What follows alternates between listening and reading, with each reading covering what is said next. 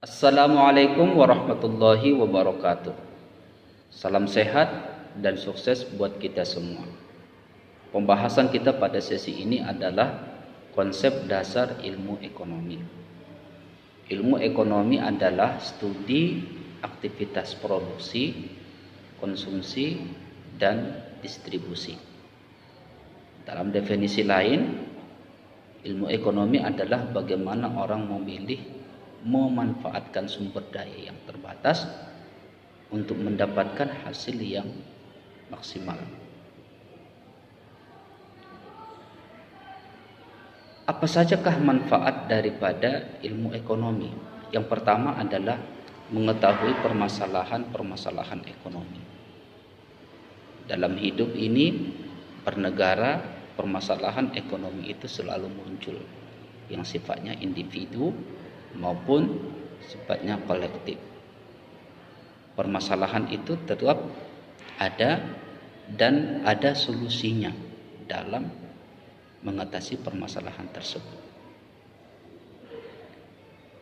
Yang kedua, manfaatnya adalah mengetahui dampak ekonomi, bahwa dalam memilih sebuah kebijakan, keputusan ekonomi, tentu akan ada dampak perekonomian bagi sektor yang lain. Karena bahwasanya dalam ekonomi tersebut tidak seluruhnya aspirasi, hajat pelaku ekonomi itu bisa terpuaskan. Akan ada dampak dari sebuah kebijakan. Yang ketiga adalah mengetahui keputusan ekonomi yang sifatnya rasional, bahwa manusia yang bijak, negara yang bijak adalah dalam memutuskan kegiatan ekonominya, memutuskan kebijakan ekonomi haruslah secara rasional. Sebab bila tidak akan muncul nanti problem yang lebih parah dari sebuah kebijakan tersebut. Terdapat 4 konsep penting dalam ekonomi. Yang pertama adalah scarcity. Ini adalah kelangkaan. Bahwa kelangkaan ini menjadi isu penting, isu yang senantiasa dijadikan sebagai permasalahan ekonomi. Karena hal ini adalah ditengarai oleh keterbatasan sumber daya alam, keterbatasan sumber-sumber ekonomi, sementara manusia ekonomi tersebut cukup banyak. Maka konsep scarcity ini adalah menjadi isu yang sangat krusial. Yang kedua adalah ada isu penting, yaitu adalah choice, pilihan, yang mana ini adalah memilih kebijakan ekonomi mana ataupun keputusan ekonomi mana yang akan dijalankan. Ini adalah pilihan-pilihan yang ada dalam ekonomi. Yang ketiga adalah opportunity cost, yaitu adalah dampak dari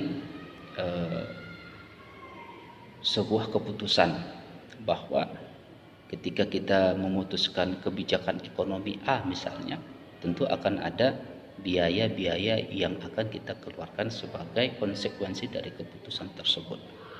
Tentunya biaya tersebut haruslah seminimal mungkin untuk mendapatkan keuntungan yang lebih maksimal. Sedangkan yang keempat adalah ada allocation, yang mana adalah ini berbicara tentang pengalokasian dana, yang mana adalah ini biasanya dalam terjadi kesenjangan ekonomi di masyarakat. Yang keempat, pembahasan kita adalah terdapat 3 fungsi pemerintah dalam kebijakan ekonomi. Ini adalah pembahasan yang menjurus kepada ekonomi makro, bahwa ekonomi makro ini adalah ekonomi yang sifatnya agregat menyeluruh, yang mana kebijakannya itu adalah kebijakan yang dibuat oleh pemerintah. Apa saja ya fungsi pemerintah dalam kebijakan ekonomi itu?